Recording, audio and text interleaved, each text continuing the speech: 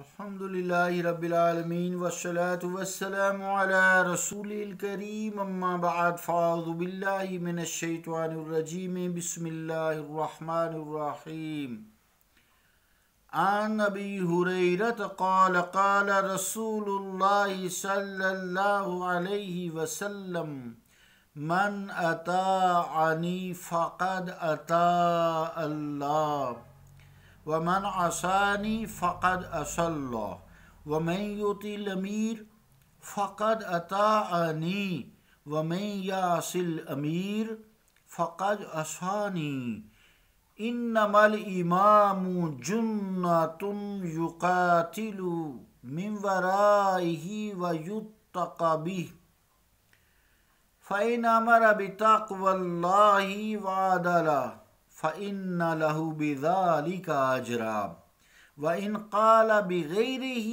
فإن عليه منه متفق علیہ صدق اللہ و صدق الرسول الکریم۔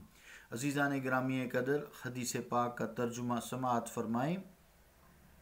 روایت ہے حضرت ابو ہریرہ سے، فرماتے ہیں فرمایا رسول اللہ صلی اللہ علیہ وسلم نے، جس نے میری اطاعت کی اس نے اللہ کی اطاعت کی، اور جس نے میری نافرمانی کی اس نے اللہ کی نافرمانی کی، اور جس نے حاکم کی اطاعت کی اس نے میری اطاعت کی، اور جس نے حاکم کی نافرمانی کی اس نے میری نافرمانی کی۔ امیر ڈھال ہے، اس کی پناہ میں جہاد کیا جائے اور اس کی آڑ لی جائے، پھر اگر اللہ کا حکم دے اور انصاف کرے تو اس کا ثواب اسے ہے، اور اگر اس کے علاوہ کہے تو اس کا وبال اس پر ہے۔ مسلم و بخاری۔ اللہ اور اس کے رسول کا قول سچا ہے۔ عزیزان گرامی قدر، یہ حدیث پاک کل بھی بیان کی تھی، اس کا کچھ حصہ رہ گیا تھا۔ پچھلے جو درس ہے اس کا خلاصہ یہ تھا کہ دین اسلام کیا ہے؟ اطاعت مصطفیٰ صلی اللہ تعالیٰ علیہ وآلہ وسلم، یعنی اطاعت انبیاء ہی امت کے لیے دین ہوتا ہے، دین اسلام ہوتا ہے۔ اس کے بعد حکمران ہوتا ہے۔ تین چیزیں اللہ کے اذن سے آتی ہیں: کتاب، نبوت اور حاکمیت، حکمران۔ یہ اللہ کی عطا ہوتی ہے۔ قرآن کریم میں یہی کہا ہے، حدیثوں میں یہی آتا ہے، اس لیے یہاں حکمران امیر کی یعنی اہمیت ہے۔ اب چاہے وہ ملک کا ہے، چاہے وہ گھر کا ہے یا محلے کا ہے، اللہ تعالیٰ نے اس کو ایک عہدہ دیا۔ یہاں مراد عہدہ جو کچھ لوگوں پر وہ فائز ہو، وہ اللہ تعالیٰ کی طرف سے ہوتا ہے، اس کی اطاعت کی جائے، امیر کی اطاعت کی جائے۔ تو جس نے امیر کی اطاعت کی، آپ نے فرمایا اس نے میری اطاعت کی، اور جس نے امیر کے خلاف کام کیا اس نے میرے خلاف کام کیا۔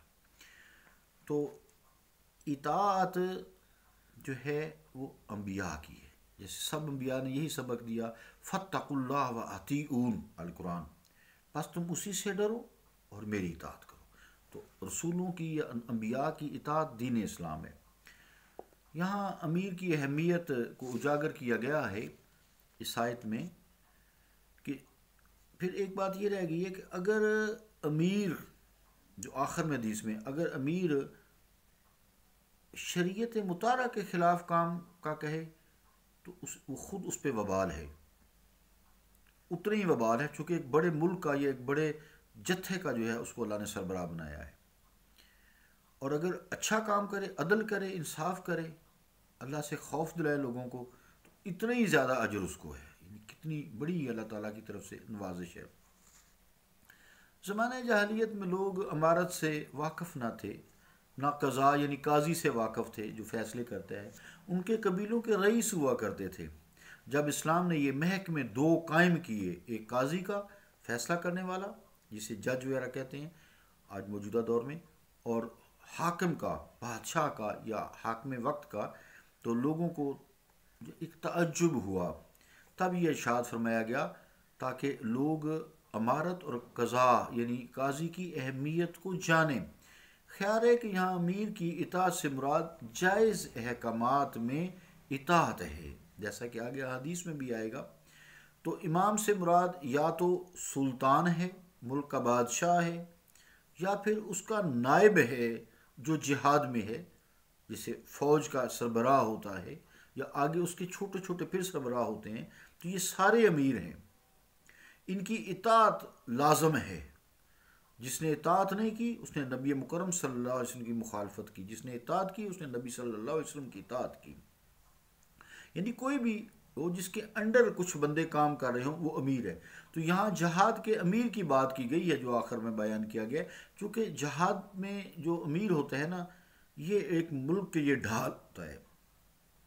جیسے فوج ہے نا، فوج ہے، ملک کی فوج ہوتی ہے، تو یہ ملک کے لیے ڈھال ہے، کیونکہ دشمن کا جو حملہ ہے، بیرونی قوتیں یورشیں یہ روکتی ہے۔ اسی طرح ملک میں کوئی باغی ہے، حکومت کے خلاف اٹھ کھڑا ہوا ہے، تو وہ اس کو بھی روکتے ہیں۔ پھر چھوٹے چھوٹے محکمے جیسے ہمارے ملک میں فوج ہے، رینجرز ہیں، پولیس ہے، تو سب سے پہلے یہاں پھر دیکھتے ہیں جب یہ نہیں کنٹرول کر پاتے تو پھر فوج جو ہے آ جاتی ہے۔ پھر دیکھتے ہیں کہ حکمران کے بس سے بھی یہ کام نکل گیا ہے تو پھر فوج اس کو کیپچر کرتی ہے۔ مراد یہ ہے کہ یہ جو فورسز ہوتی ہیں یہ کسی ملک کے لیے ڈھال ہوتی ہیں۔ حکمران کے بارے میں کہا گیا اگر وہ اچھا کام کرے تو چونکہ وہ حکمران ہے اس کو اتنی زیادہ اجر ہے، اور اگر وہ برا کام کرے تو اس کے لیے اتنا ہی وبال ہے۔ سبحان اللہ و بحمدی کا اشہد ان لا الہ الا انت استغفرک و اتوب الیک۔